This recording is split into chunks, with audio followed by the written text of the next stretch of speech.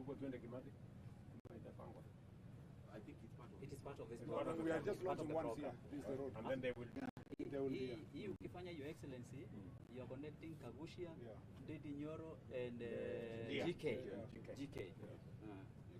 Thank you. Tuendelee.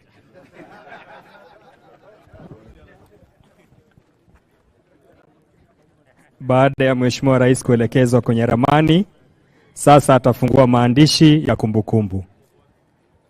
Unveiling the plaque. Makofi mazuri wananchi kwa Mheshimiwa Rais baada ya kufungua rasmi ujenzi wa barabara hii. Thank you, Your Excellency.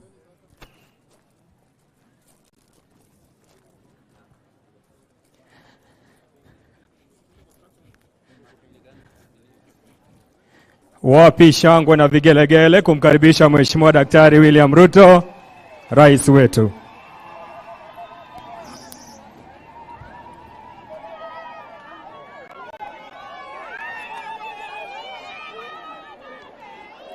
Wakati huu Mheshimiwa Rais ataachilia vifaa vya kazi. Unveiling.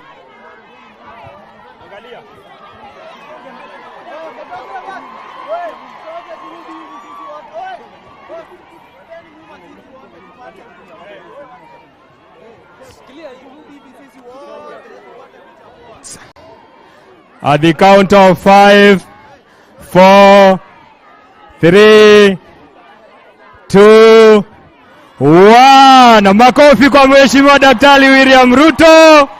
Barabara sasa itajengwa. Tuendelee kumshangilia wananchi. Shangwe na vigelegele. Makofi mazuri. Hongera. Hongera Mheshimiwa Daktari William Ruto kwa ujenzi wa mabarabara. Hongera. Hongera Mheshimiwa Rais.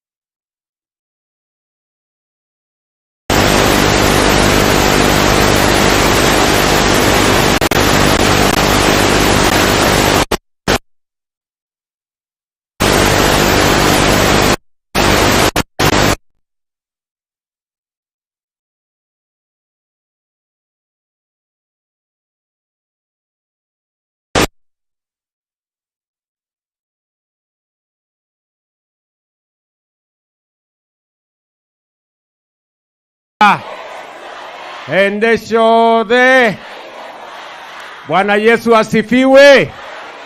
Hebu munisalimie jameni, hewani nione.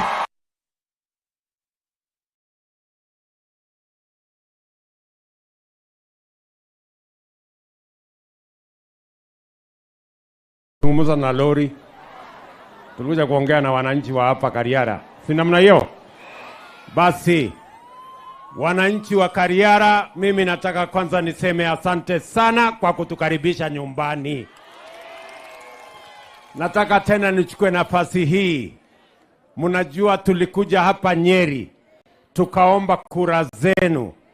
Mimi na huyu Gachagua, na huyu Kagushia, na huyu ndugu yetu anaitwa Kahiga, na Mokami, na nyinyi mkawa watu wazuri, mkatupatia kura zenu, mkatuongezea maombi, Mungu naye akatupatia ushindi.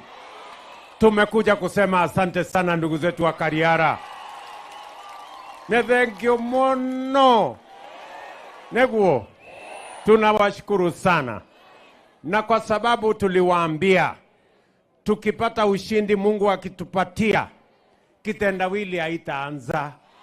Kazi ndio itaendelea. Neguo. Ama kwani tulisema kitendawili itaanza? Si tulisema kazi ndio itaendelea? Sasa tumekuja hapa kwenu leo kwa sababu sasa tumepanga. Mnajua hizi barabara tulikuwa tumezianzisha, alafu yule mtu wa kitendawili akakuja akakoroga serikali yetu mpaka ikaharibika. Sasa ule kitendawili tumemfukuza, imebaki tumufikishe Bondo.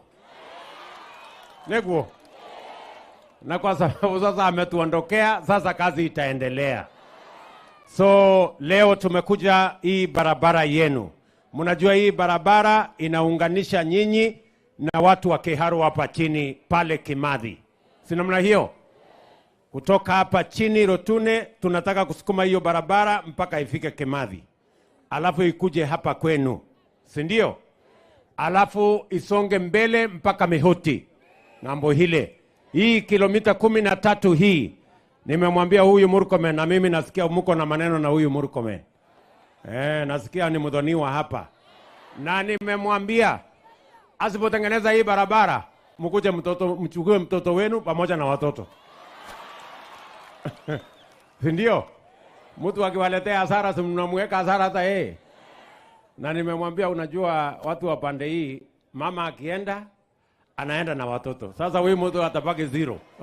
Ama namna gani? So tumekubaliana hii sehemu ya barabara hii 6 months hii barabara iwe imekamilika, imewekwa lami mpaka kule Mihoti. Neguo. Na vile vile tumekubaliana hii barabara pia tutaenda kutengeneza kutoka mahali inaitwa Ichamara kule juu, ikuje Dhangati pale, iende Maseno mpaka iungane na kule Ndia. Tumekubaliana. Na vile vile nilikuwa nimekuja hapa kwa shule ya Kaheti pale, ama inaitwa Kiheti ama Kaheti? Kaheti. Na niliwaambia pia watu wa Kaheti wakati nilikuja kwa shule ya kwamba hiyo barabara yao pia tutaitengeneza. Na nimemwambia huyu waziri na Mbogo ambaye ni PS wake, hiyo barabara pia waende wanitengenezee, ndio wale watu wa Kaheti wasione mimi nilisema maneno ya bure. Si ndio? Si ndio? So nimewaambia hiyo barabara pia tutengeneze. Tuko na barabara zingine nyingi ambazo pia tulikuwa tumeanzisha zikakwama.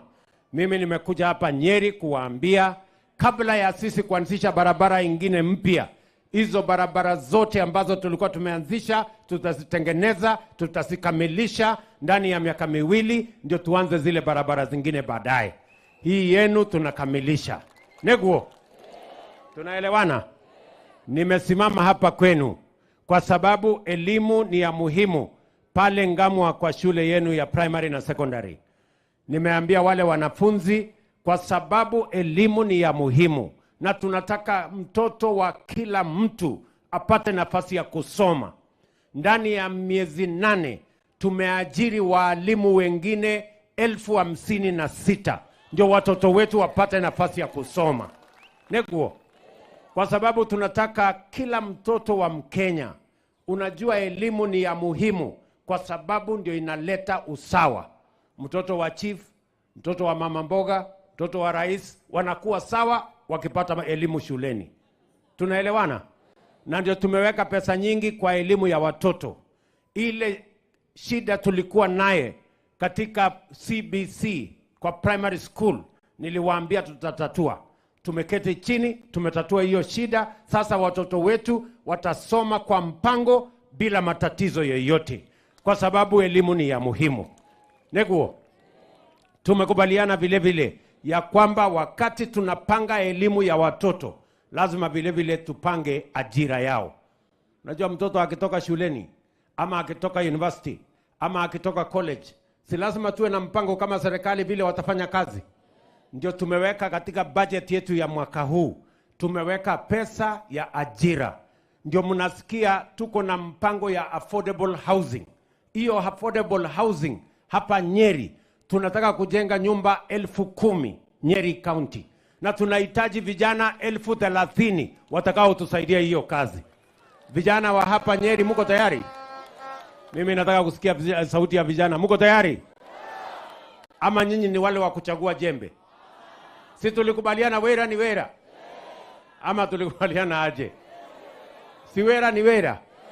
Kazi ya plumber ikipatikana si watafanya? Ya electrician si watafanya? Ya mason si watafanya? Ya carpenter si watafanya? Na vile vile ili kupanga ajira ya vijana hawa, kwa sababu ni makosa. Vijana tumepeleka shuleni, wamesoma, wametoka shuleni, hatujawapangia watafanya kazi gani, wanakuja wanahangaika, wanaingia kwa pombe, wanaingia kwa madawa, tunapoteza generation ya vijana wetu. Na ndio sababu mwaka huu tumesema kama serikali ya Kenya, vile tunapanga masomo ya watoto, vile vile tunataka kupanga ajira, vile watapata kazi. Neguo. Na vile vile tumesema kama njia ya kuhakikisha kwamba kuna kazi ya hawa vijana, ile maneno tunaagiza kutoka nje, sijui tunaagiza furniture, tunaagiza simiti, tunatoa chuma kutoka nje, hata samaki tunatoa China. Mimi nimesema kuanzia mwaka huu hakuna samaki itatoka China tena, hakuna kitanda italetwa tena kutoka Ulaya, hakuna simiti tena itatolewa sijui kutoka wapi.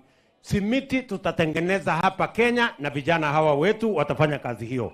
Chuma tutatengeneza hapa Kenya na hawa vijana watafanya kazi hiyo. Furniture tutatengeneza hapa Kenya na nyinyi vijana mjipange. Mambo ya samaki tutapeleka vijana wetu kule Indian Ocean wavue samaki, tukule samaki ya Kenya. Neguo, mimi nauliza nyinyi watu wa Kariara. Sasa mimi nauliza nyinyi, ati tunaambiwa ya kwamba tuende tuagize kitanda kutoka Ulaya. Kitanda. Sasa kitanda, kwani iko science mingi kwa kutengeneza kitanda? Si kitanda ni mbao na randa na msumeno na nyundo na msumari. Si kitanda iko tayari? Ndio tumesema mambo ya kuagiza furniture kutoka nje hatutafanya hiyo kazi tena. Hawa vijana wanaenda hapa kwa Tibet ndio watatengeneza furniture, watengeneze vitanda, watengeneze viti, watengeneze meza, watengeneze vile vitu yote, na tupange viwanda ya hapa Kenya, tupanue ndio tuwe na ajira ya kutosha. Hapa katika Central Province tumesema ya kwamba pale Sagana tunaanzisha special economic zone. Tunataka kuweka vijana pale 50,000 wa kufanya kazi ili tupate export ya kupeleka katika madunia zingine.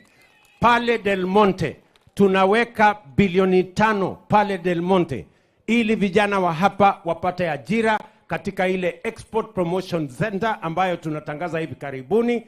Tuhakikishe ya kwamba Kenya inafaidika kwa kuhakikisha kwamba tunaweza kuuza bidhaa zetu, tupange ajira ya vijana wetu, tuongeze mali, tuondoe umaskini, tukuze uchumi, ndio Kenya iweze kwenda mbele. Tumekubaliana jameni? Na hiyo kazi yote tumepanga. Na wabunge wenu tumesaidiana, wamefanya kazi mzuri. Tumekubaliana na county governments ya kwamba tutashirikiana na wao. Mambo ya matibabu, tumesema tunaleta matibabu mpaka nyumbani. Hapa kwenu tutakuwa na community health promoters. Hii kijiji yenu tutahakikisha kuna wauguzi ambao wanaweza kuja mpaka nyumbani, wapime pressure, wapime sukari, wapime kama uko na homa hapa nyumbani bila hata kwenda hospitali. Tuhakikishe ya kwamba matibabu inapatikana karibu na wananchi. Na ndio tumepanga na county governments, because we want to make sure that health we start from the bottom tukielekea kwenda juu.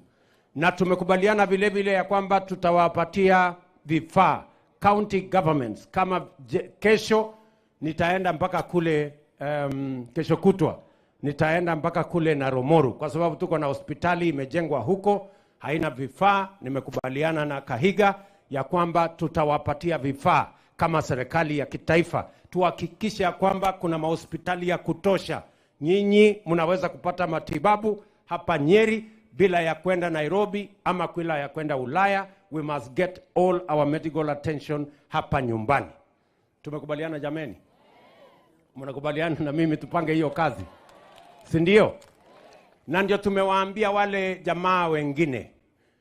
Nimesikia jana wamekubali, wale watu ya kitendawili na maandamano wamekubali jana ya kwamba mambo ya handshake hata hawa hawataki. Hiyo tumekubaliana. Sasa mimi nataka niwaulize jambo la pili. Kwa sababu mmekubali mambo ya handshake, mmewachana nayo. Mimi jambo la pili nataka niwaambie pia tukubaliane mambo ya vita na fujo na kuharibu mali na kuharibu maisha biashara ya watu. Pia na hiyo tukubaliane tukomeshe katika taifa letu la Kenya. If we agree on those two, that there is no handshake and there is no violence, then we can proceed as a country, we can discuss the rest of the things. Tunakubaliana jameni? Mambo ile ingine yote tunaweza kuzungumza, lakini mambo mawili hayako katika mjadala. Mambo ya sijui handshake nusu mkate, wananchi wa Kenya wamekataa. Mambo ya vita na fujo na kuharibu mali, pia hiyo wananchi wa Kenya wamesema wamekataa. Ama mmesemaje watu wa Nyeri? Si tumekataa mambo ya fujo? Tumekataa mambo ya fujo. Sisi ni nchi ya amani. Sisi ni nchi ya demokrasia. Sisi ni nchi ya kufuata sheria. Na ndio tumewaambia wale ambao tunashindana wao wapinzani wetu, endeleeni na kazi ya upinzani. Kosoa mahali mnataka, lakini vita muachane naye, na mambo ya kutafuta nusu mkate musahau. Nego kana tigo. Tumekubaliana? Hapa tuko wengi. Na nyinyi mnajua. Si mimi mnajua deputy wangu anatoka dunia gani? Anaitwa nani? Rigiji. Mnajua Rigiji? Mnataka Rigiji atusalimie? Mheshimiwa Deputy President, zungumza na watu hapo. Ado Mukrwe ni muriega. Muriega ni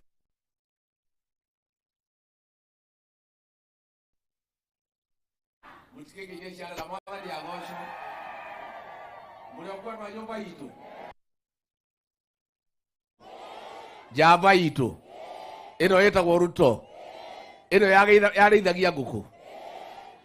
Nĩ mwamĩthurire kwĩyethera ka kũringĩrĩrio. Nĩ muona nĩ oka kwanjĩrĩria wĩra. Na ithe ndiamũhete ũhoro. Ngamwĩra njamba nĩ ĩrĩkũ? Na ngamwĩra andũ acio matingĩamĩhotire njamba ĩno. Na maramĩreheire thĩna. Araruta ndwara. Mũndũ ta ũyũ ngĩamwĩtaga kĩ? Na mũkungi akorire ũ? Mũkungi akorire ũ? Rais wetu hawa watu ya Mukrwe ni wakulima ya kahawa. Na wameumia siku mingi kwa sababu ya hii makateos. Rais, wewe umeniagiza, umeniamurisha ning'ang'ane na hiyo watu nikusaidie mpaka kahawa ipate pesa. Si tumekubaliana? Rais, pia tungetaka ukiwa hapa Mukrwe inataka affirmative action. Iliwachwa nyuma kwa mambo ya barabara, umefika hapa. Iliwachwa nyuma kwa mambo ya maji, rais umefika hapa. Lakini kwa mambo ya barabara mimi sina shida. Mukomen ni muthoniwa wetu. Mutimia yake atagwo Wanjiru. Kaundu gaka nĩ kahũthũ mũno. Aga gwaka barabara rĩ, Wanjiru rĩ, na twana twake rĩ, mainũke. Mũndũ ũyũ agĩũka gwaka barabara agoka arutĩte rũrĩmĩ. Nĩ andũ aigana mauga Mukomen yake barabara kana Wanjiru acoke? Sasa Mukomen umesikia? Mambo tumemaliza barabara. Rais, usishughulike tena. Huyu waziri tumepanga na hii watu. Wanjiru tunajua pahali yako na watoto yake. Mambo ya maji, rais pia utusaidie. Lakini rais, umesema vizuri. Hao watu wamesema wataki handshake. Lakini ni uongo ndio wanataka. So wasikudanganye rais. Hiyo watu tunawajua. Mundu wanarumwa ne nyoka Wanjiru ri. Ona kanyongo gake katia. Rais, tungetaka kuomba kwa heshima, kwa sababu umekubali Kimani wa Ichung'wa aongoze mazungumzo. Na sisi tunamwamini Kimani Ichung'wa. Kimani Ichung'wa akiwa hapo, we are represented. Lakini we want Kimani Ichung'wa at your team. Before you start these talks, you make it a condition that Raila Odinga and his team must denounce violence as a way of sorting political issues in this country. Tumekubaliana hiyo? Unajua huyu mzee amezoea fujo. Alitisha Moi, akaingizwa kwa serikali. Akasubua mzee wetu Mwai Kibaki, alikuwa mzee hataki mambo mingi, akamleta kwa nusu mkate. Akaenda akauzia Uhuru Kenyatta uoga. Unajua Uhuru ni mtoto ya sera, akashituka. Akakubali handshake. Akakuja akatuhangaisha. Sasa huyu William Ruto, rais wetu, ni mtu ya kuuziwa uoga. Si hii ni chuma ya zamani. Na mimi niko hapo. Nagire muthuri uyu. Ndimuragire. Ndikareke mundu akuhiririe. Niguo mwanjira. Nataka niseme asante sana kwa huyu John Kagushia. Andu wa Mukrwe ndamucokeria ngatho. Ni mwathurire njamba njega, irutaga wira guku na igathie gutetera muthamaki TV-ini. Katiguo. Na we Kagushia ukinyire hau ukinyeire. Ndakurora tondu ndikirio mundu mugiri. Mbere ndirona ĩ njega. Turere mwanake uyu. Tumukurie. We Kagushia kanyagia hapo, enda Kirembe, enda wapi, tetea rais. Ukimaliza unarudi mashinani. Usikae kwa TV peke yake. Ukishamaliza kuongea kwa TV saa 3, saa 5 huko hapa Mukrwe-ini. Nitwaiguithania. Na nimwekira wega no guthura mukami wa mashinani. Niguo. Na gavana Kahiga na senator wa Matinga. Nitwakena muno na tondu ndie ndoka ringi gucokia ngatho ri. Njamba ino ri. Na nie ri. Madamu watwikire wega. Ketwari uhoro wa ma. Tutiari handu hega. Kwanza tani ndari handu haceke. Ithe mutiona majikaga. Handu haja beno itu na nie mwene na timu itu andu a Mukrwe-ini kuma ngoro-ini yakwa thiini amukirai ngatho ciakwa kiama no UDA Harambe ni giakou na gitikwenda thogithi. Haya, hapa pia niko na muungwana mwingine anaitwa Musalia Mudavadi.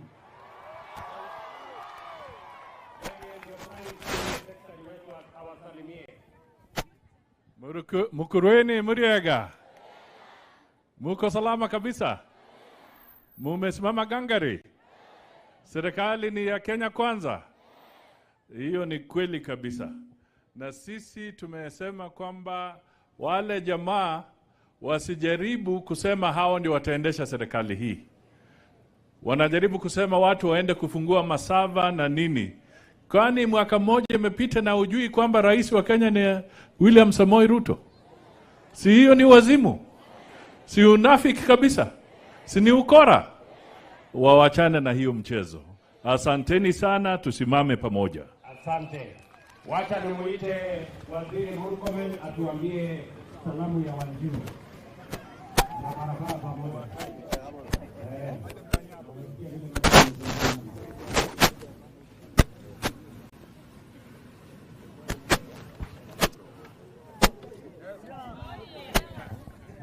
Mukrwe-ini amjambo.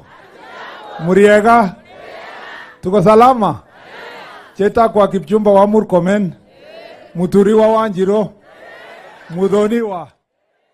Your Excellency, nikiwa hapa mimi niko na heshima sana na hawa watu, na mimi nakushukuru sana wewe na naibu wa rais kwa kunipatia kazi hii ya barabara. Mimi nataka niwahakikishie hawa wananchi wa Mukrwe-ini ya kwamba tutahakikisha barabara zote zenye ziko kwa constituency hii ikiwa pamoja na hii county imemalizwa. Your Excellency, unajua kwa miaka hiyo 5 iliyopita wale ndugu zetu walikuwa hapo, waliweka bidii sana mambo ya siasa wakasahau barabara. Tuko na shida ya network ya barabara haijaisha kwa Nyeri County ya kilomita 700. Ukikuja constituency hii ni karibu kilomita 100. Na mimi nimehakikisha ya kwamba tumeweka kwa mpango tukuletee. Wewe mwenyewe umeweka bidii kutafuta pesa ya kuweza kujenga hizi barabara. Na mimi, Your Excellency, naibu yako anipatie nipumue kabisa. Huyu Rigiji hataki nipumue. Saa yote tu akinipiga simu anasema mambo ingine, anasema nilikuwa nakusalimia, alafu anaingiza anasema na ile barabara imefika wapi? Your Excellency, mimi ndashikana na viongozi hawa, ikiwa pamoja na Kakusha ambaye ni rafiki yangu, ikiwa pamoja na Mukami maendeleo mashinani, ikiwa pamoja na Wamatinga senator na governor wa hapa, tuhakikishe tumemaliza hizo barabara. Mbali na hayo, Your Excellency, nilikuomba hii. Mimi nilijiombea hiyo mimi mwenyewe. Nilikuambia hata kama tunamaliza yenye iko, lazima tumalize barabara ya Kamune, Kigondi mpaka Karende. Ama namna gani? Kwa sababu Kaheti iko ndani yake, Your Excellency, iko ndani yake. Na tutahakikisha pia tuna connect kilomita 4 imebaki pale kutoka Kanjama iingie kwa Murang'a County. Your Excellency, kwa sababu tunisipofanya hiyo, Wanjiro yao watu hata nipatia usingizi. Kwa hivyo tunataka kuhakikisha mbali na yale ambayo tulikuwa kuhakikisha tutafanya hivyo. Nimalizie nikisema, ninakuomba Mheshimiwa Rais, wakati mnaongea na hao wanasiasa, ongelesheni hao vile wewe umesema, wapende amani ya ukweli. Kwa sababu sisi kwa infrastructure tunaumia. Tunatumia pesa mingi kujenga mabarabara, alafu mtu anachukua mataya na kuenda kuchoma na kupika mabarabara. We want an assurance as a Ministry of Roads ya kwamba wanasiasa wote, Kimani Ichung'wah akiwa majority leader, akienda kukutana na marafiki wake, condition number 1 wajiandikishe ni kwamba hakuna infrastructure itachomwa tena na barabara haitachomwa matayas, kwa sababu hatuna pesa ya wananchi kuwaste. Ya mwisho, Your Excellency, nitumie wakati huu kuomba wazazi na watu wote ambao wanaendesha magari, madereva, ya kwamba tunafunga shule wiki huu. Na wakati tunafunga shule this week, watoto wetu wanaenda nyumbani. Please, tukue waangalifu barabarani. It is a mistake and it is wrong. Wewe umeshawacha gari yako ya matatu umeficha, alafu kwa sababu wanafunzi wengi wanaenda nyumbani, unaenda kutoa na kuweka watoto wetu, alafu unaanza kucause accidents barabarani. Nataka tusaidiane nyinyi wananchi na wizara yangu, tuhakikishe magari yenye iko na wenye wanapanda wanalinda mambo ya usalama barabarani, because I don't want to hear hata mtoto mmoja akifunga shule wiki huu ati amepatikana kwa ajali barabarani wakienda nyumbani. Tusaidiane pamoja ili nchi yetu isonge mbele. Your Excellency, nashukuru na nashukuru hii watu wa Nyeri. Hii Rigiji, mimi nataka kusema kwa hapa mdosi yangu hapa, Rigiji ni mtu anatusaidia sana, Your Excellency. Wakati wewe unaongea mambo ya Kenya, unaunganisha Kenya na nchi zingine, mambo ingine, huyu Rigiji anatushika mkono, tunashikana pamoja kuconnect wires ya watu ya mambo mashinani, na ni mtu ya maana zaidi na haogopi chochote. Sisi tuko na yeye tukisukuma kazi pamoja. Asanteni sana na Mungu awabariki.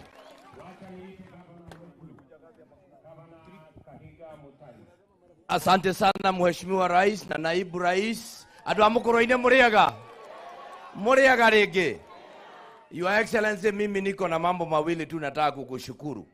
Jambo la kwanza, kuajiri walimu. Wale watu ulisaidia sana ni watu wa hapa Mukrwe.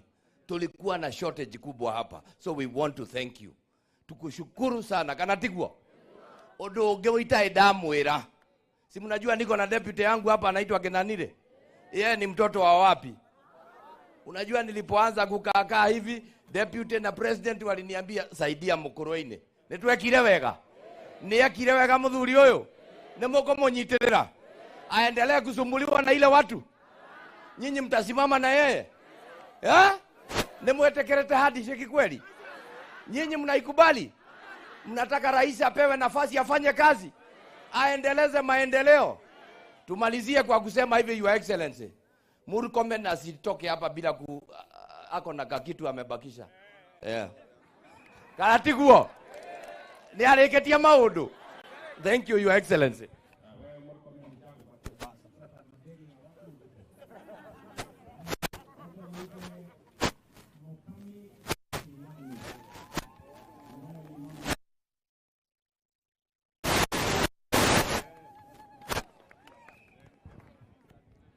Andũ a Kariara mũrega. Mwathani agocwo. Asante sana. Mimi nataka kushukuru na kusema thank you muno ni uria mwatuheire kura. Amukira igatho ciakwa kuma ngoro-ini yakwa. Your Excellency, nataka kukurudishia asanti. Ni muramenya ni turaguitheirio gasi. Ni muramenya ni turacokire turaguitheirio kindu gigwitwo. Ni muramenya ni kingi turaguitheirio. Niki turaguitheirio? Fertilizer. Your Excellency, watu wa Mukrwe wanajua umeteremsha fertilizer kutoka 7,000 to 2,500. Your Excellency, jana uliongea maneno ya fertilizer ya kahawa. Fertilizer ya kahawa iko na iko hapa Kiganjo, muende mchukue ndio tuweze kupalilia kahawa yetu. Etiguo. Ereho goko. Your Excellency, wanasema hawa watu wanasema hawajajua fertilizer ya kahawa iko, iletwe hapa ndio waendelee kulima kahawa. Si ndio hivyo? Ya mwisho, Your Excellency, nimekuwa huku nikisunguka, hawa watu ni wakulima. Sisi hatuweki sufuria kwa kishwa, si ndio hivyo? Tunataka kuomba tupatiwe mifereji ya maji tufanye irrigation. Kitatiguo. Your Excellency, tusaidie na mifereji ya maji tufanye irrigation ndio maisha yetu iweze kuendelea na mbele. Si ndio hivyo? Na wewe Mheshimiwa Murkomen, unajua watu wamekuwa akituharibia jina wa mama wa Nyeri wakisema vile sisi tunapiga wanaume. Murkomen mmemuona aje? Si yako sawa? Hata Ishongwa ameoa hapa, hata yeye yako sawa. Asanteni sana, Mungu awabariki.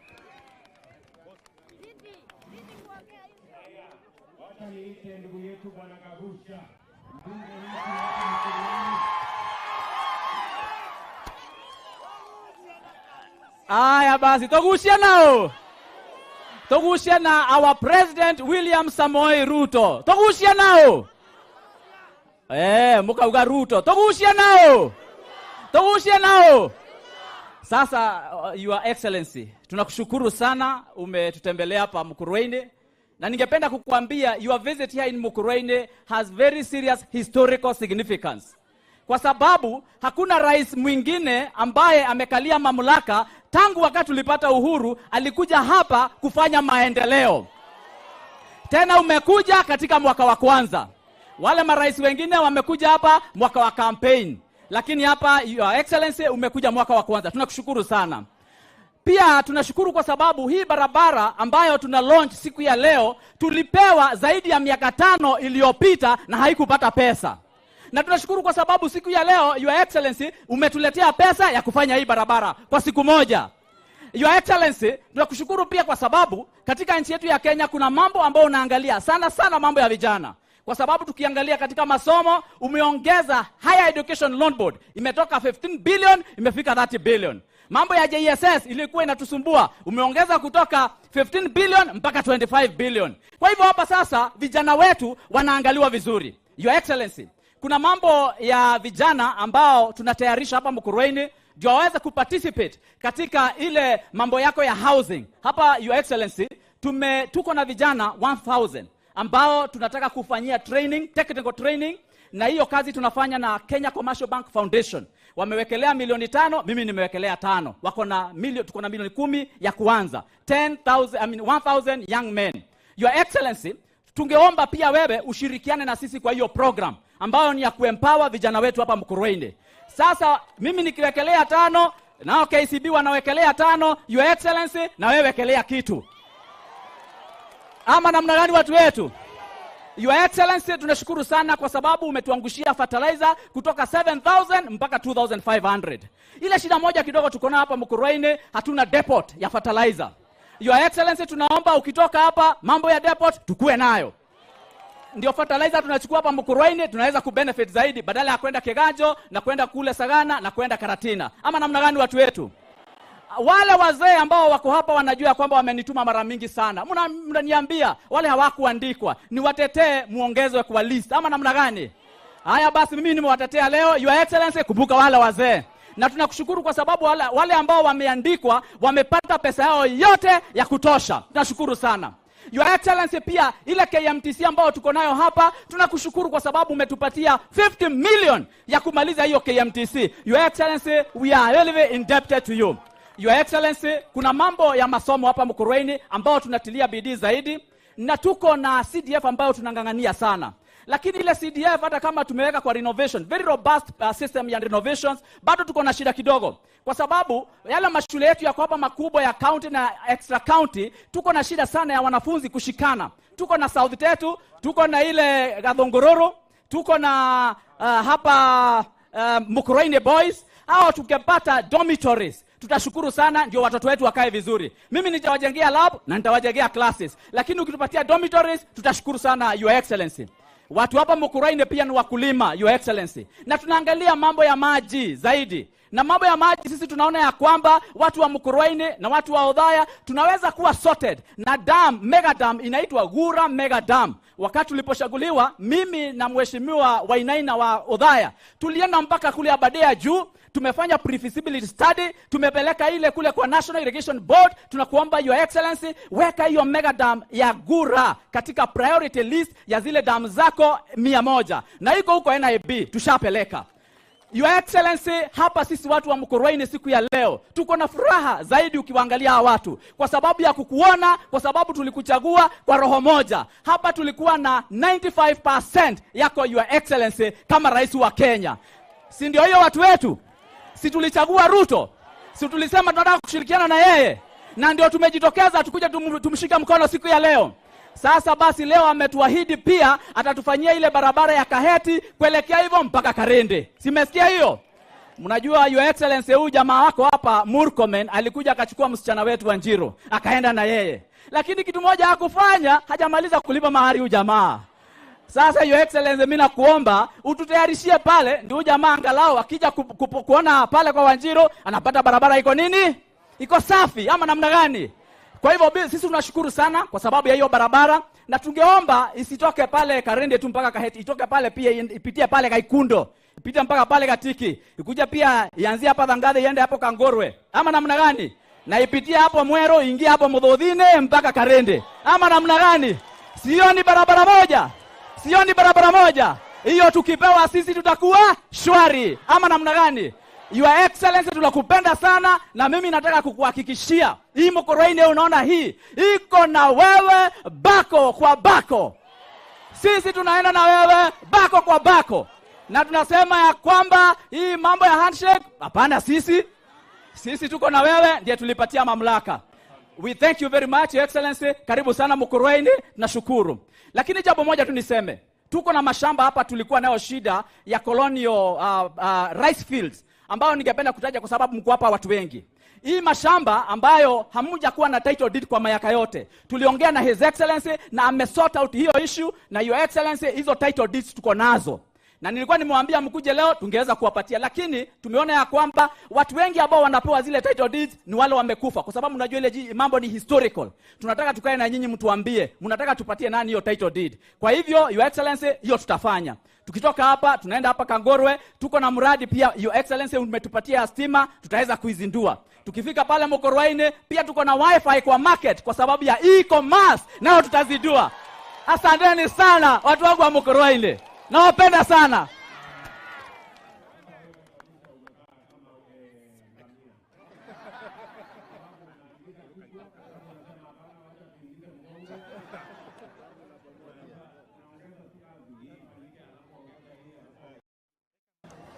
Lakini mzuri. Huyu ni very good representative ya watu wa Mukrweni. Asante sana.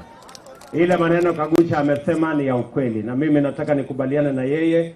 Waziri Mithika Linturi yuko hapa wa mambo ya kilimo, na Kahiga Mutahi yuko hapa.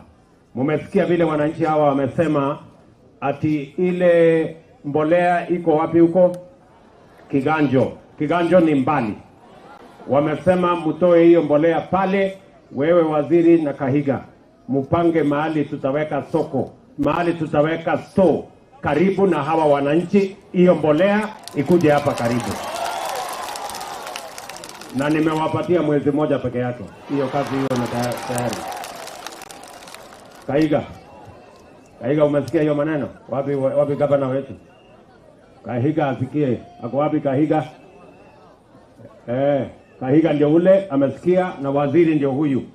Sawa waziri, tumekubaliana. Hawa watu wamesema ile Kiganjo ni mbali. Mimi nataka niwaeleze vile vile mpango yetu kwa hii mambo ya kahawa. Saa hii tunatoa tani 50,000. Mpango yetu kwa mwaka mmoja tunataka tuongeze ifike tani 80,000. Alafu kabla ya miaka 5 tufikishe tani 100,200 ili tuongeze pesa ambayo mnapata, na tumekubaliana ya kwamba huyu deputy president nimempatia kazi afukuze wakora wote, afukuze brokers wote, afukuze makatel wote, ndio pesa ikuje kwa mwananchi direct, tuache ukora hapa katikati. Vile vile tumekubaliana wale wanaosimamia cooperatives tutaketi chini na wao. Hatutaki wanunue fertilizer yenye iko bei ghali. Tuko na fertilizer ya serikali ambayo tumepunguza gharama yake kwa manufaa ya hawa wananchi. Tunaelewana? So tutakubaliana hiyo barabara. Nimemwambia waziri vile atafanya, kwa sababu tunataka kilimo iweke pesa kwa mfuko yenu. Vile vile tumekubaliana na waziri yuko hapa, mambo ya maziwa, kilimo ya maziwa. Tumekubaliana tunaongeza mapato ya kilimo ya maziwa. Tumeondoa kwa budget yetu, tumeondoa ushuru kwa ile chakula ya ng'ombe ambayo mnanunua, na tutahakikisha ya kwamba chakula ya ng'ombe inapatikana kwa bei nafuu. Na vile vile tumekubaliana tutawasaidia na storage. Tumeweka pesa ya kununua cold storage, ile inaitwa coolers ambayo italetwa hapa ya Nyeri. Ni coolers 30 mpya. Kila ward kutakuwa na kula ya maziwa, ndio maziwa yenu iweze kupata bei ya sawasawa, na tuwasaidie kuhakikisha ya kwamba mambo ya maziwa hairudi chini, bei isirudi chini ya shilingi 50 kwa kilo moja, tukisonga na mbele. Na tumekubaliana, waziri yuko hapa, tumesema tufunge, na muliona jana tumefunga ile mambo ya powder milk ambayo watu wanaleta kutoka sijui Ulaya, sijui wanaleta kutoka wapi, wanapitishia mlango ya nyuma. Tumesema mambo ya powder milk haitakuja tena Kenya. Maziwa itakuwa ni ile imezalishwa na wakulima wetu hapa Kenya. Neguo, tunaelewana? Hapa tuko na Wamatinga ambaye ni senator wetu wa Nyeri County, awasalimie.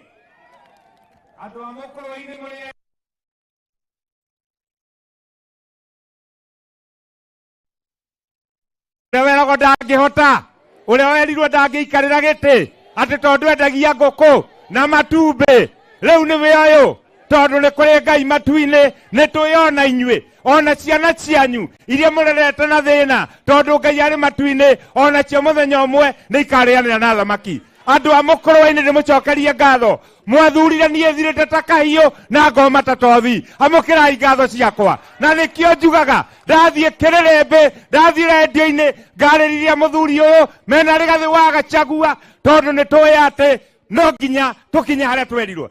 Your Excellency sir, hawa watu ya Mukrwe nimewaambia maombi wataendelea kuomba. Wale watu wa salamu nikawaambia ona korwo ni kurerwo kwario ni tutiguthaitha ngoma tondu turikaga yathinjirwo na bunda muikoko tutigathithaithe. Nimewaambia Your Excellency, hawa watu waendelee kukuombea, na vile umeniambia mambo ya kahawa na majani chai tutaendelea kuangalia. Katigwa andu a Ngai ithe gutire ngoma ya mahoya na ya kiboko ino rathenia burori ya kiboko. Asanteni sana, Mungu awabariki.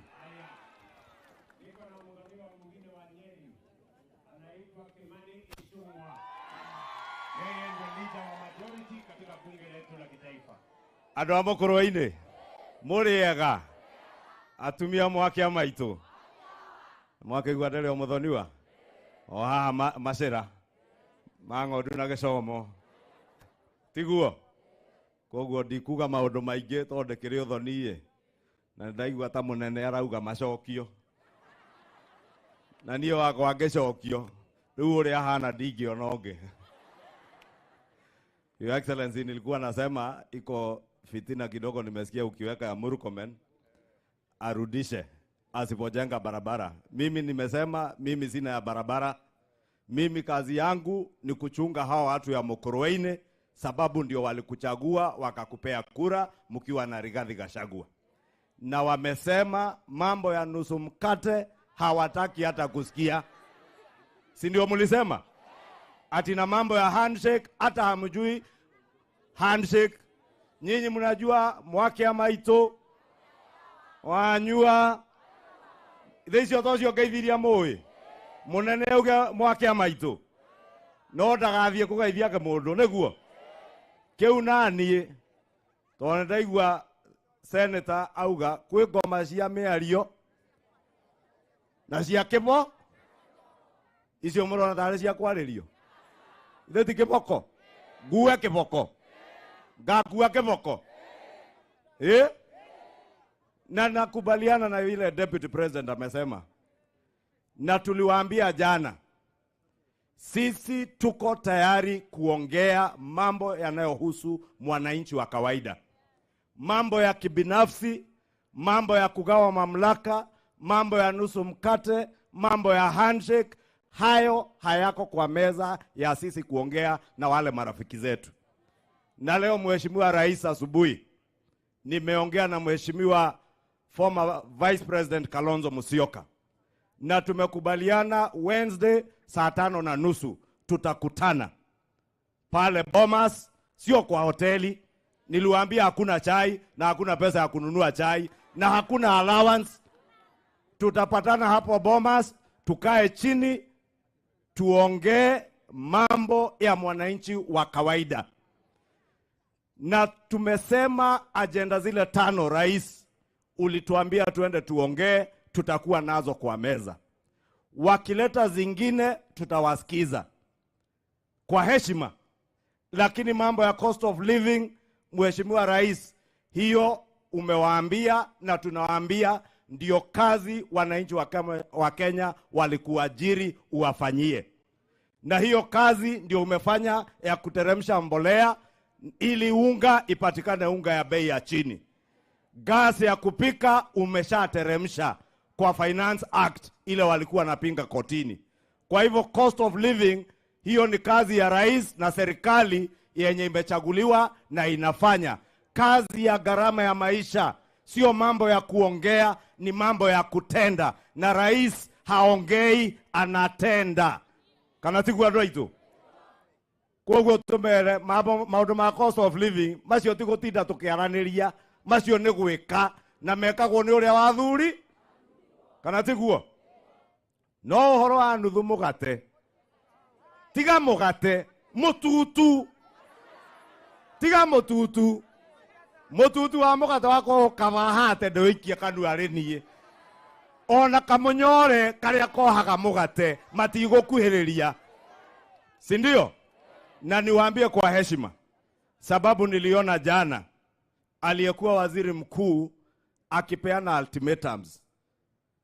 Bwana former prime minister, we will not negotiate with you with ultimatums, threats and blackmail.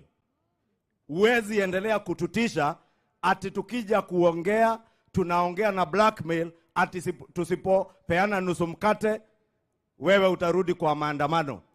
Nakubaliana na deputy president, precondition yetu ya kuongea, sababu mlishakubaliana na rais that never again shall we use violence to blackmail the people of Kenya.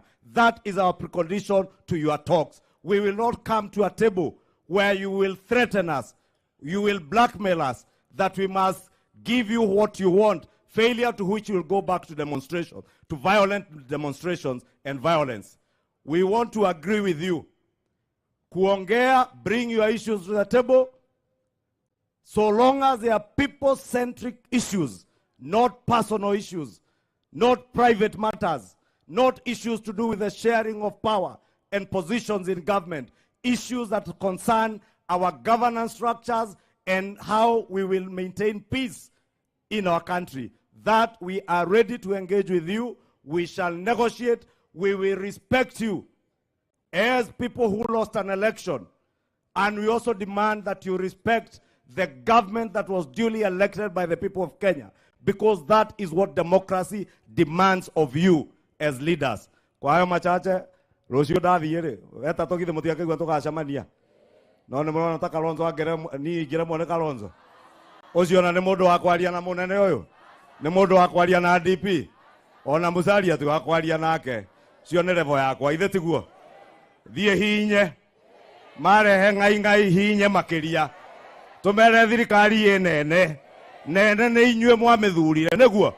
Thengiũ mwathani amũrathime.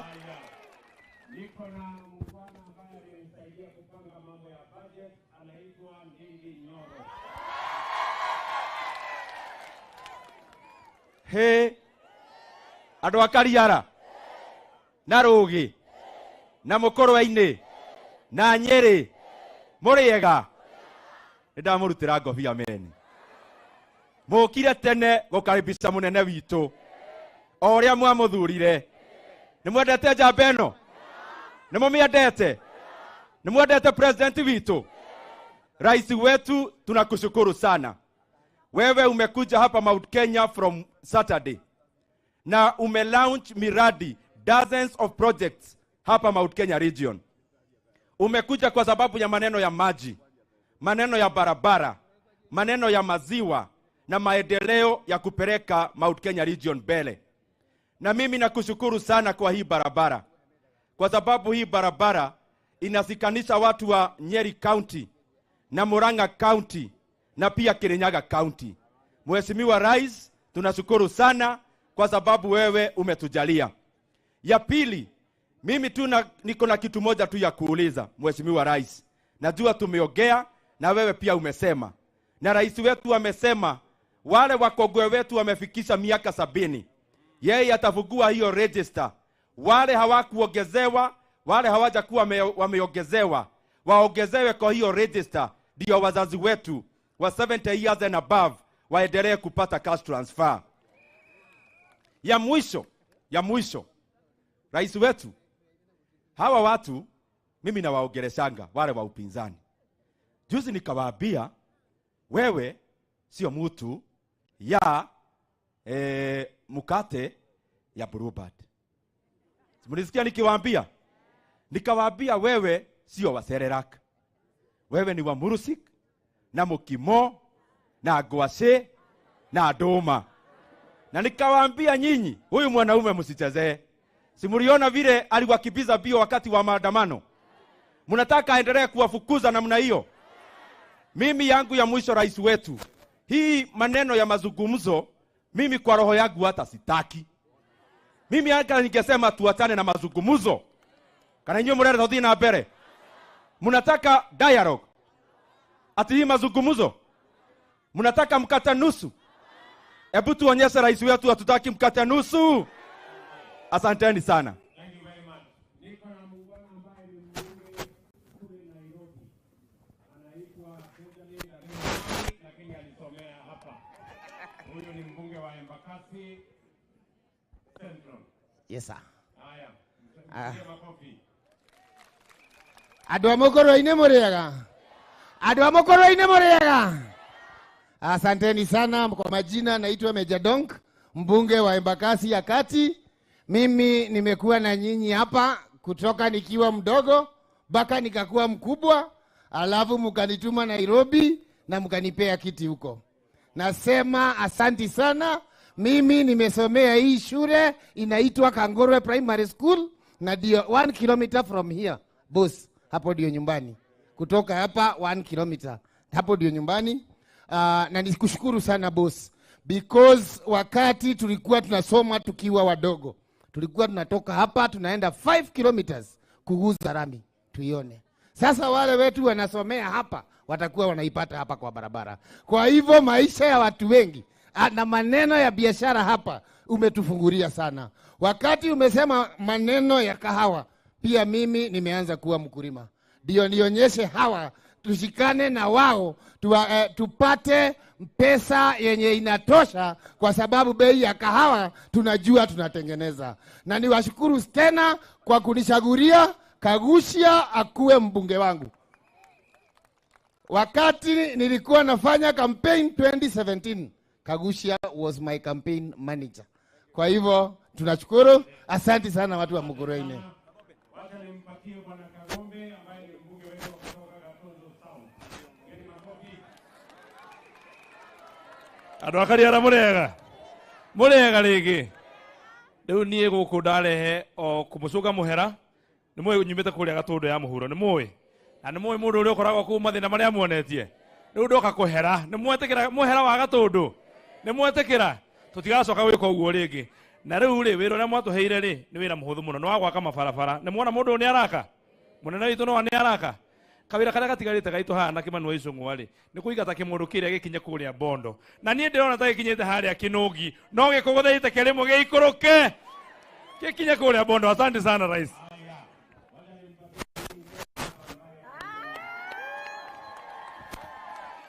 Gaire mwega na hinde ciothe tugeithanie uguo ni one guo ndiramicaga nie rekei ndimwire rekei njarie uhoro wa ma nie his excellency ndiamuheire kura ndui kama kwari uhoro wa ma hari muthe ndambatie ndageragia kwambatia kirima kuria i kuharuruka kuria twaharurukire ma agoire na ninge gwira okay lakini ninasema your excellency and we are happy that you are back.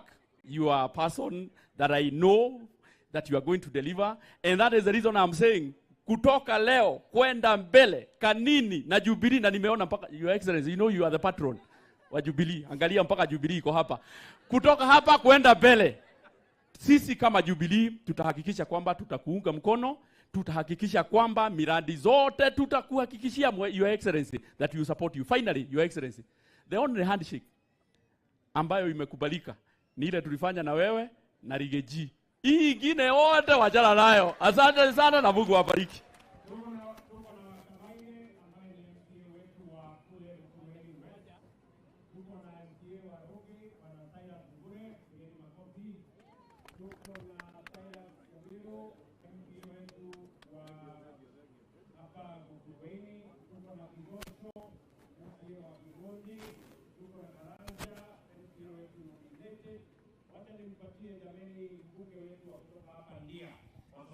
Barabara tunataka tusukume mpaka ifike Ndia, na yeye ndio chairman wetu wa kamati ya bunge ya mambo ya mabarabara. Bwana JK. Asante sana your excellency. Andũ Mukrwe-ini muriega. Ngai ni mwega na hĩndĩ ciothe. Your excellency, asante sana kwa hii mradi ya barabara. Hii barabara inashikanisha watu wetu vile umesema, na mipango mingi hao watu wanafuatilia. Kama ni ya kilimo iko hapa Sagana,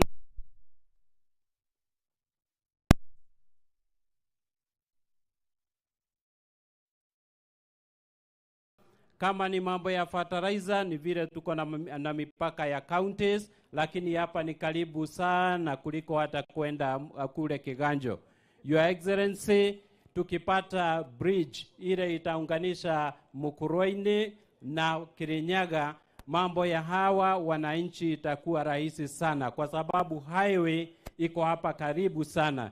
Thank you your excellency. Nimekubaliana na Kimani Icung'wa our leader kule kwa bunge ya kwamba aweze kufinya kabisa. No hakaundu kamwe itene tikania nake neonyende ahitukie atindika muno arenge marega guthikiriria atinie kara niguo.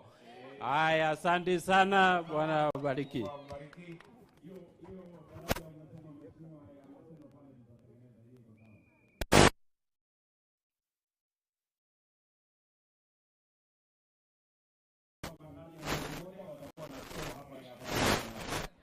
Asante sana. Andu aitu wa Nyeri muriega. Muriega ringi. Rais, nikubali mimi nishukuru hawa wangwana wakulima wetu wa hapa Mukrwe. Nimesikia instruction yako na nataka kukuambia ya kwamba in the next 1 month, hata nimeonji watu hapa wakaniambia kuna cooperative society ilikuwa inaitwa Rumukia ambayo iko na store hapa Mukrwe, na wameniambia hiyo tukileta fertilizer hapo itakuwa karibu, wataweza kuchukulia hapo. Ni kweli ama ni uongo? Muko na space hapo tunaweza? So nitaongea na mheshimiwa Kaiga tupange hiyo maneno tuweze kuleta fertilizer hapo. Na cha mwisho, asanteni sana kwa kuchukua fertilizer pande hii na kuingia mashambani, na kazi ambayo pia nilio nayo na hisi ambaye ameniamuru nifanye nikihakikisha ya kwamba tuko na dryers, tuweze kukausha mahindi isiharibike, ili tuweze kuwa na chakula cha kutosha. Asante Rais kwa kunipa nafasi. Thank you.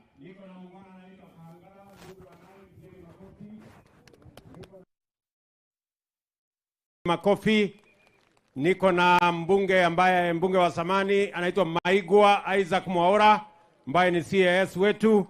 Niko na Jane Kihara, mbunge wetu wa Naivasha, lakini ni mtu wa huku Nyeri pia. Niko na huyu anaitwa Alex Washira, yeye ndiye anasimamia mambo ya stima katika Kenya hii yote na ni mtu wa Nyeri hapa. Na niko na Mbogwa, PS wetu wa barabara, na hawa wadosi wengine wengi. Mimi nawashukuru sana watu wa Mukrwe. Asante kwa kutupokea leo. Barabara nimekuja na nitarudi tena. Mwathani amurathime. Mungu awabariki sana na tunawapenda. Thank you very much.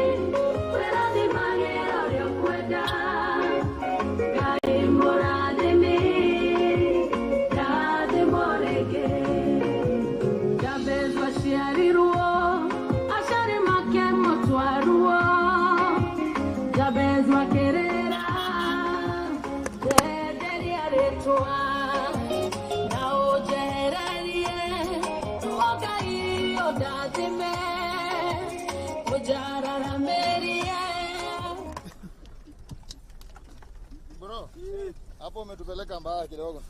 Lakini ni ile hatuko.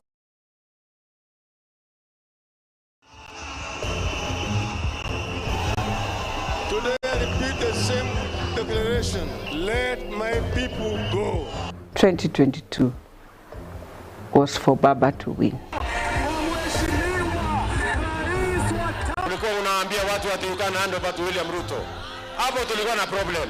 It was easy to turn President Uhuru Kenyatta, combine together with Raila and make them the incumbent. Power is not a birthright. Njia ishaonekana. Baba yenda kutoboa. Hii imeenda. Hii imeenda. Hii imeenda kabisa. He had to carry the burden of Uhuru Kenyatta's ills. Na sisi kwa kanuni moja. It is earned after a fight and sacrifice. He asked me, kichwa yako ni mzuri? You block the president? I told him, yes sir. Unblock him. I told him, Your Excellency, since I told him I have blocked him, I will not unblock him. In Kenya, political savagery and strategy often wins these battles. If you are strong and clever enough to seize it, this kingdom called Kenya will be yours.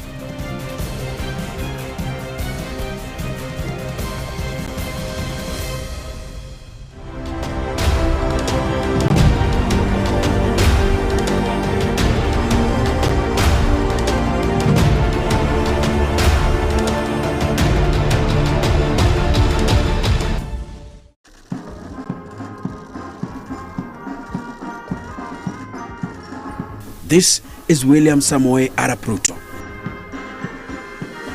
the President of Kenya. He's just 56 years old, but now commands Kenya's defense forces. He says he wants to become a legitimate modern leader. I believe in engagement. I believe in working with people. That's why I'm taking time to explain myself, you know. I don't think there is any other president who has explained himself the way I do, because I want to persuade the people of Kenya. I don't want to impose things on people. I want them to understand.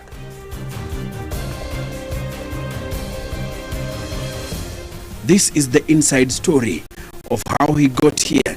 William Ruto never rests. Very focused in his work. and a go-getter.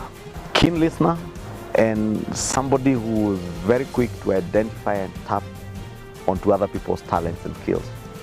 William Ruto is one of a very rare breed of leaders who knows that he does not know everything.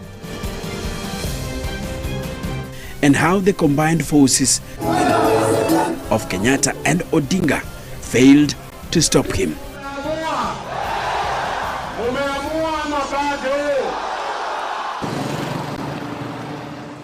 I think William Ruto demystified deep state and its usefulness in political contests.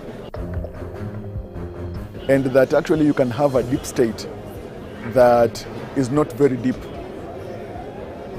And that is the tragedy of Raila Odinga. From his soldiers and his rivals,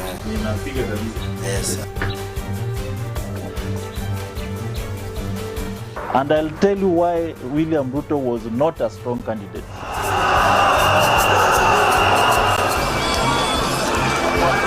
The maddening campaign. Nikuzimia ama ni Kenya Kwanza? Nikuzimia ama ni UDA? Harambee! To the house on the hill. I, William Samoei Ruto, I assume as President of Kenya, of the Republic of Kenya, do swear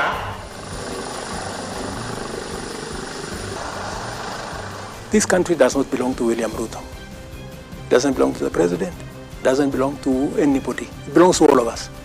We are here. We will fly together, or we will crash together.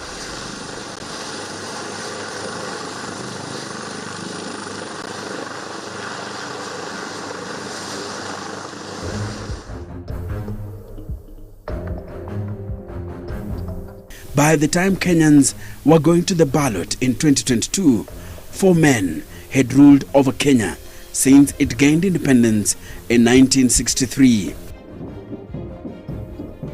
A beautiful landscape far east of the African continent.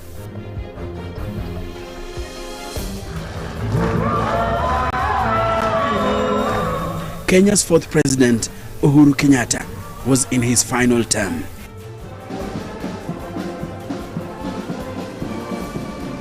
The court was over Victoria's faculty as faculty related to the administration. The first 3 were men at the center of Kenya's post-independence government, while Uhuru Kenyatta was the scion of the country's first president, Jomo Kenyatta.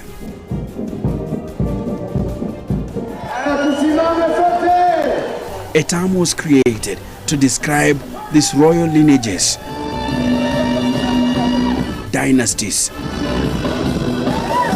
and they were united in support of Raila Odinga, Kenya's former prime minister, who happens to be the son of Jaramogi Oginga Odinga, Kenya's first vice president.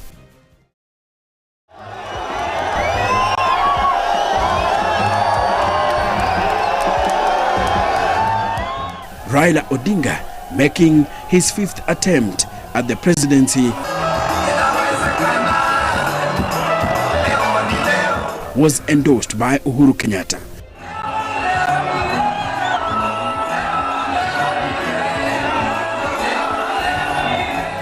Also in the camp, Gideon Moi, son of Kenya's 2nd president. Tarehe 10 asubuhi mwezi wa 8, wakati tunakumbusha kwamba jogoo wa shamba hawezi kuwika mjini. Mjambo, Kabarnet Chamgei, Kabarnet Chamgei, Uamone, Bwana Yesu asifiwe. But as the African nation searched for the 5th president, the so-called dynasties were facing the greatest threat ever to their rule. Shame on you. You will not succeed. A rebel group from the president's Jubilee Party had risen from the shadows. Watu watembee wasitembee. Wakanyage kubwa kubwa, wasikanyage kubwa kubwa. Led by Kenyatta's deputy William Ruto, their political commander.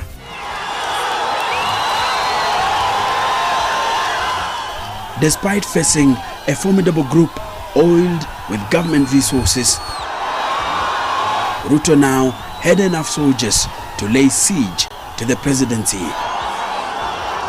He was no longer hiding in the darkness, fighting from anonymity. When things were extremely difficult for us,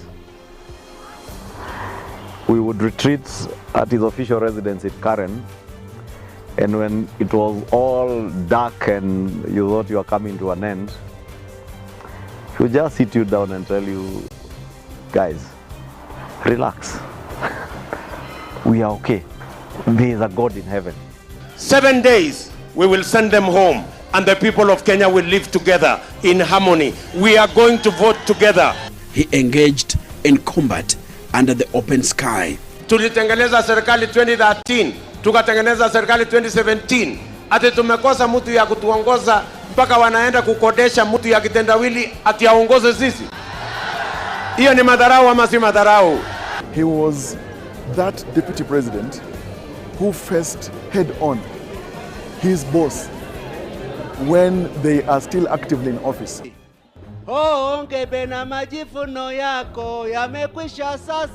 The dynasty's camp had nothing to fear. Ulipotoka shamba kuingia mjini, mimi nimekuona, uwezi kunitisha. At least that is how it looked. Kujikoa mikoko na kudharau wezio, wewe umeonyeshwa adabu na heshima. After all, they had everything needed to hold on to power. Mimi nataka niwahakikishie tarehe 9 mwezi wa 8 saa 5 usiku, rais wa 5 atakuwa Raila Amolo. They didn't just have the support of the reigning president. Government ministers, including Dr. Fred Matiang'i, the powerful minister for Interior, were at their beck and call. Watu ya Kericho, wacha niwaambie nyinyi ukweli. Tumetembea katika nchi yote. Tumeenda huko Pwani, tumeenda huko Western, tumeenda huko Nyanza, tumeenda huko Northeastern, tumeenda Ukambani. Hii uchaguzi ya 2022 hii ya mwezi ujao, hii imeenda. Hii imeenda. Hii imeenda kabisa. Hii imeenda. Hii imeenda. Hii imeenda. Sometimes it is good to look at our history and appreciate that history. And indeed, 2022 was for Baba to win. There was a motivation of what can we do? How much can we do to bring down a president and a former prime minister? You know, there was some, there's a Goliath. You know, if you fail this Goliath, it's a big, huge thing. So there was a good time. I mean, new politicians were doing experiments. Some of us who had never played a critical role in successions before were telling ourselves, this Kenyatta 2 succession, we must be at the center of it. We want to know what can be able to do. My friend, Bwana Rais, yani umetupima. Sisi watu milioni 10 tumesimama na wewe. But it seems William Arap Ruto had envisaged these scenarios long before they came and had countermeasures for almost each one of them. Ngoja.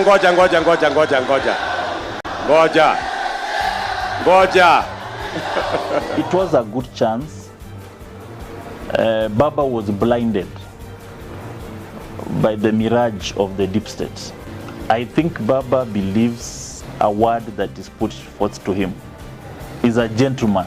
When he promises, he delivers. And he expects the same, that if you promise him something, you deliver. He believed the word of Uhuru Kenyatta.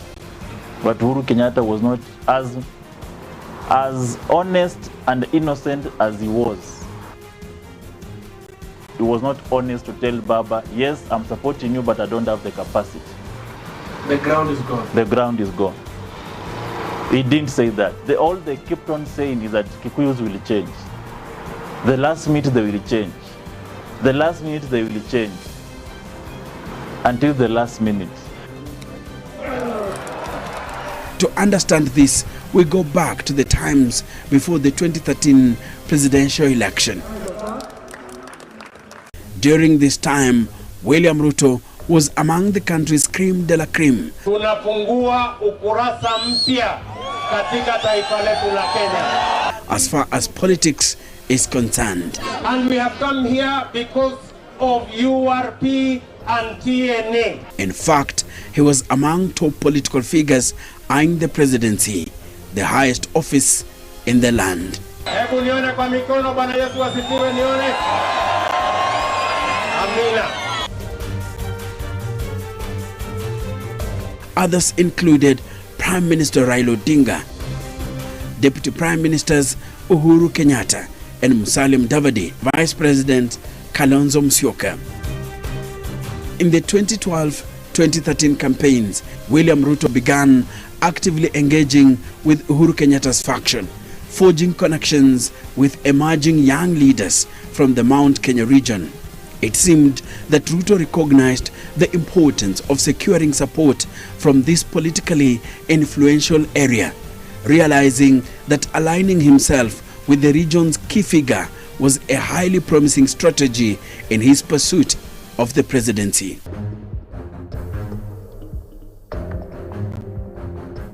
In the realm of politics, Raila Odinga emerged as a prominent figure, poised to succeed Mwai Kibaki as the next president. He garnered widespread recognition as the leading candidate in the upcoming presidential election.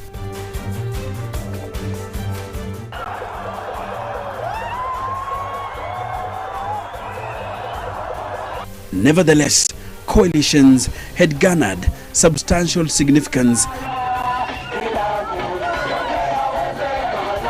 following the victory of the National Rainbow Coalition led by Mwai Kibaki over KANU in the 2002 elections.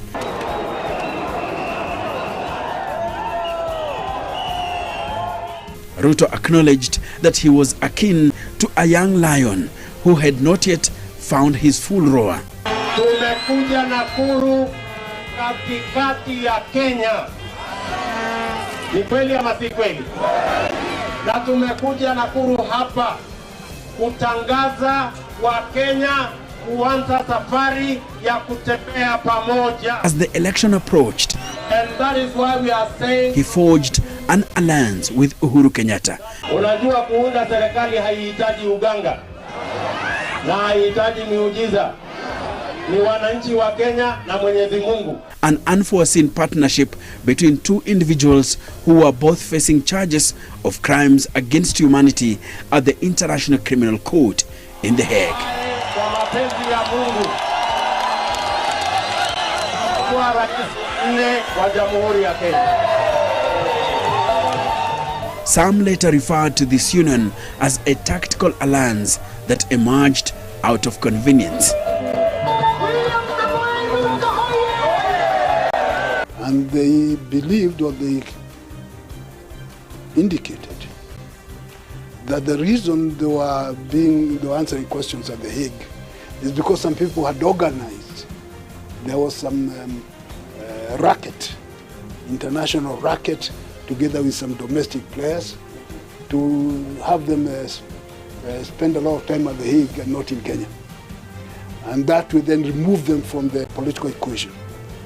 And since the both were supposed to be removed from the political equation, they had something in common in coming together. Acknowledging the daunting task and probably fruitless task of hunting alone as a young lion,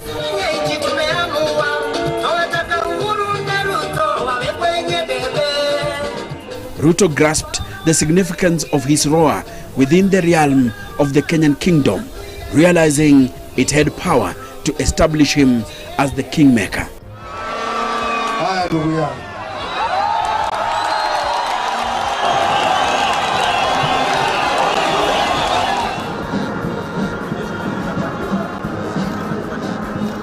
In a 50-50 arrangement with Kenyatta, he skillfully negotiated for a prominent position.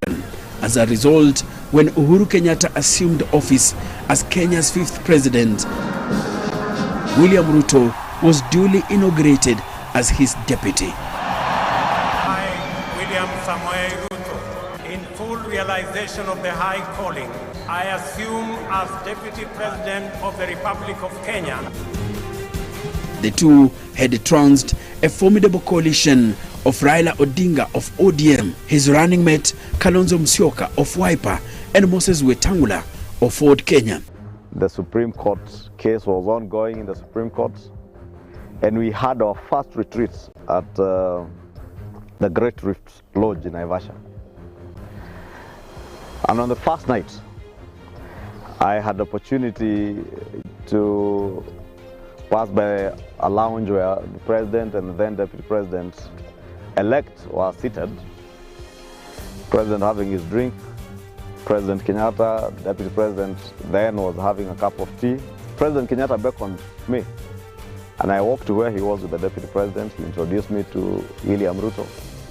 And that's when he told me, he asked me, have you met William? I told him, we only met on top of the truck, the campaign truck, at night in Dagoretti Market the day you came. So he told me, meet William, he will be, God willing, he will be my deputy, the Deputy President, and work with him. Keep your word. I told him, Your Excellency, I will. William Ruto came to the realization that occupying the position of the second in command in the country's leadership hierarchy could serve as a crucial stepping stone on his path to becoming the commander-in-chief of the Kenya Defence Forces. I can say even the socks that he wears is pre-planned and has a reason for it. Nothing just happens out of happenstance and that this was supposed to be. From how he sits, the people that he engages, attention to detail. With the nation moving past the 2013 election season, Ruto embarked on a mission to expand his influence nationwide, placing special emphasis on central Kenya. Our captain, now President Ruto, kept continuous engagement with that part of the country until it got to a point where those people became more familiar with him. Upon establishing his initial government, Kenyatta was faced with a multitude of challenges. The weight of crimes against humanity charges faced by him and his deputy at the ICC burdened him greatly. And in the words of our national anthem, all of us will arise and come together in common bond united to build this, our nation, together. Meanwhile, Raila Odinga, the opponent he defeated in the election, relentlessly pursued him, launching protests one after another.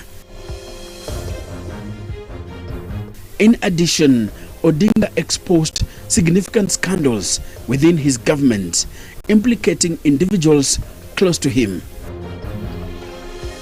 Moreover, the capital city of Nairobi was rocked by terrifying acts of terrorism. While Kenyatta fought to salvage his faltering administration,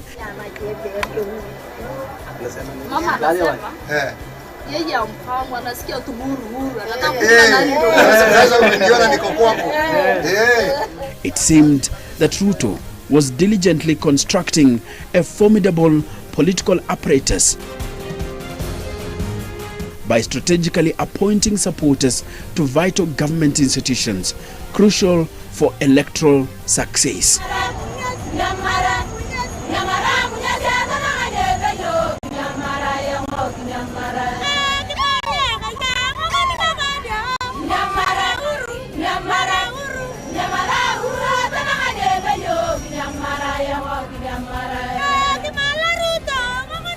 All the while gaining support from Kenyatta's camp.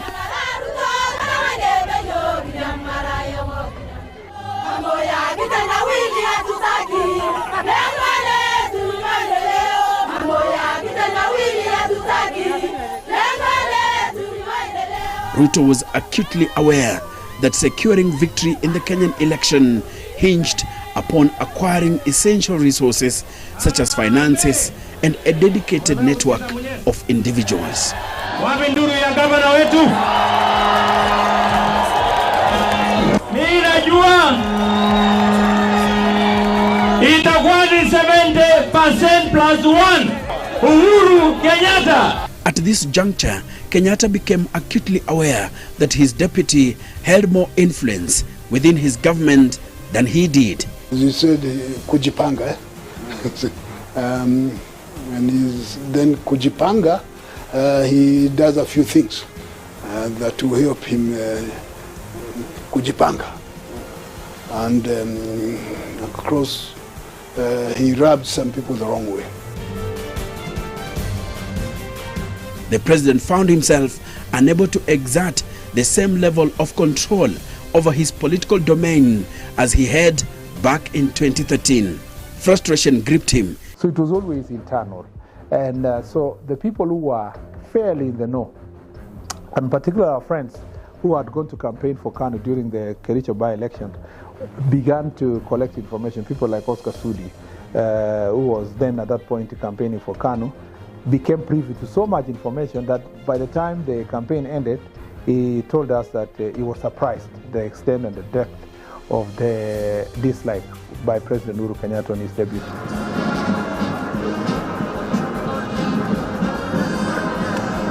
Yet he remained powerless to effect substantial change.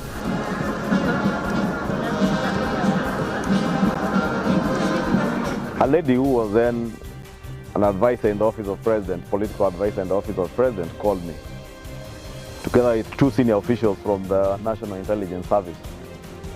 I was invited for lunch at the Norfolk Hotel. I joined them for lunch. We had lunch. And the lady opened the meeting by telling me, you are doing very well. You, as an MP, first-time MP, you are also doing well in your media engagement, with engaging with the public, the media, and defending the government. There's only one small problem. And I asked, which problem? And she told me the only one problem we find is that you tend to spend too much time with the deputy president and not the president. And I told her, my friend, I don't spend too much time with the deputy president. I just do what the president asked me to do. He told me to work with William Ruto, his deputy, and that's all I have been doing. Uhuru was staring at the lion that he fed, the lion that he has caged for a long time, and he was going to face the same lion. That is a mistake Uhuru did.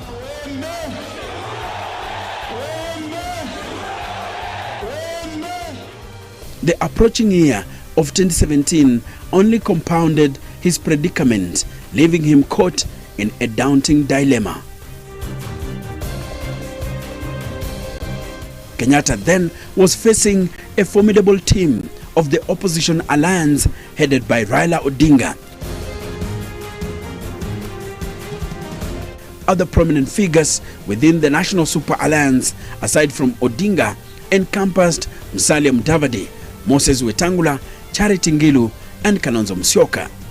Jubilee Coalition was transformed into a single formidable party, with constituent parties folding. We collapsed 12 parties into one single party. 12, you can imagine 12 parties, some of them with over 75 members of parliament, that is for URP and TNA. Collapse them into one party called Jubilee, with a symbol of a handshake. Tuko pamoja. We saw the dividend. For the first time in 2017 general election, Jubilee got the highest number of members of parliament, 172. It has never happened, even maybe during the one-party system. As the deputy party leader, William Ruto was directly in charge of elections and campaigns. Following the nominations, allegations surfaced that he had manipulated the process by favoring young and ambitious leaders who are likely to be loyal to him.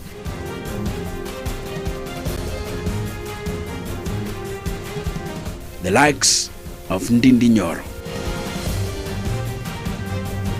thereby sidelining Kenyatta's influential allies in central Kenya.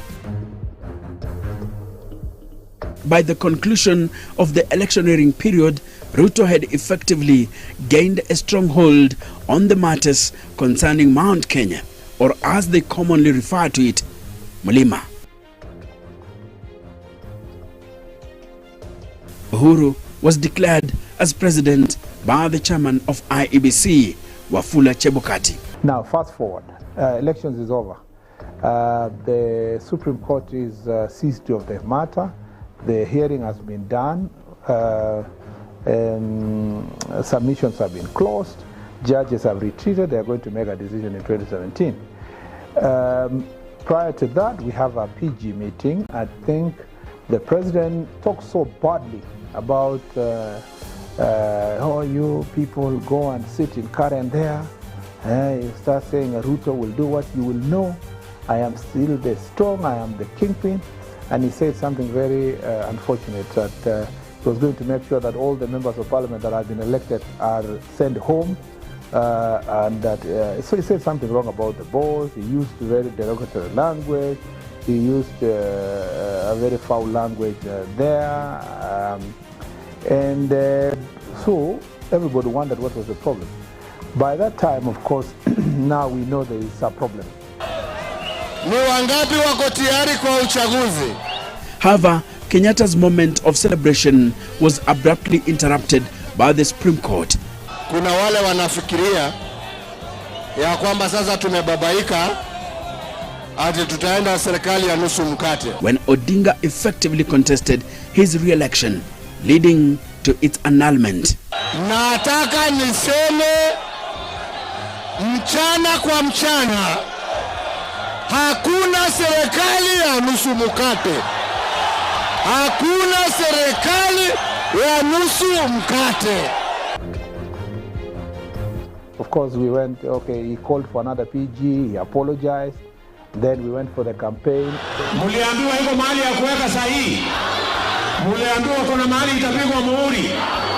Mulipiga kura, hamukupiga kura. Sisi tunawaambia kotini ya kwamba wenye kuamua rais wa Kenya ni wa Kenya hawa, sio kotini. And it was still better to win and be in the side of government than to bring everything to an end. So really, and even if we wanted, it was too late because it's a repeat election. But it was not necessary at that point. Tactfully, it was better to suffer inside than, not to be anywhere near administration or government. Tutawaomba Wakenya tena wajitokeze. Tutawaomba kura yao tarehe 17. Tuhakikishe ya kwamba mzee huyu sasa tumupeleke nyumbani, asikuja kusumbua Ruto 2022. Following the rerun of the election, Uhuru Kenyatta secured his re-election as president of Kenya, with Ruto continuing as his deputy.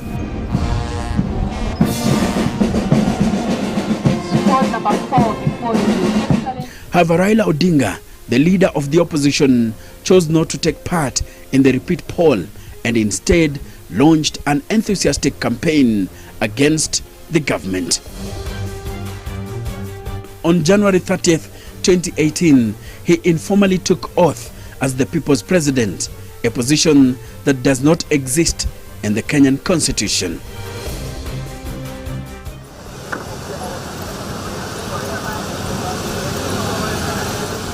Kenyatta had woken up from a somewhat slumberland to find his political kingdom of central Kenya raided.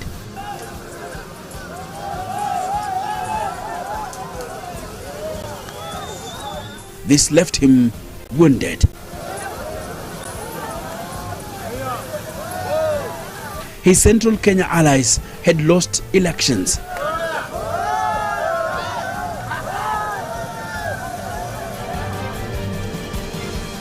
Kabando wa Kabando, former Kiambu Governor William Kabogo, and former Kigumo MP Jamle Kamau, just to name a few.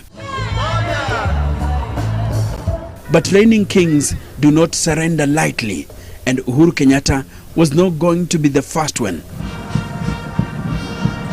He's handling a very tricky situation. Brudi Nabwera served as Kenyan ambassador to the United States and minister during the Jomo Kenyatta and Daniel Moi's reigns. He has got the misfortune of having been mismanaged. He understood so well what was coming next. No, it has never happened since Mzee Kenyatta was president and Moi took over and then Kibaki. It has not happened because in each case, none of them, except the dispute between Jaramogi and President Kenyatta, and it was fixed in a different way. Because at that time the president could sack the vice president. But now under the newly amended constitution, the president cannot sack the deputy president can only resign, or if the majority of parliament wanted to move a vote of no confidence in him. So the president has to use the option, the only viable option that he has, to try and control his deputy. Perhaps a truce? Oh yes, but with who? Time to reveal the full force of Kenyatta's game plan and players. Slightly over a month after Odinga saw himself as the people's president, Odinga and President Kenyatta shook hands. A symbolic gesture marking the end of their bitter rivalry. The two choosing to work together for what they termed as the unity of Kenya. The deputy president was soon edged out of the government and remained as Kenyatta's principal assistant in law only.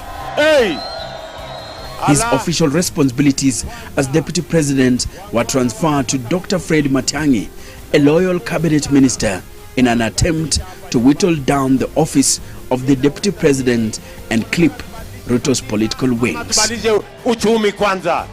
26th February 2022, less than 6 months to the presidential contest, Ruto was kicked out of the ruling party, where he was the deputy party leader. The following day, on the 27th of February, I looked for his lieutenant, Aden Duale. There's nobody who knows William Ruto more than me, maybe his family. I have worked with him in ODM. He was a member of the Pentagon. He's the one who recruited some of us to ODM. I am a founder member with him in URP. I am a founder member with him in Jubilee. To understand the feeling in his camp. And we wanted, continuity, William Ruto to take over, William Ruto to deliver to the people of Kenya, and then William Ruto to give to another Jubilee party. But we realized that the whole thing was choreographed along the politics of betrayal.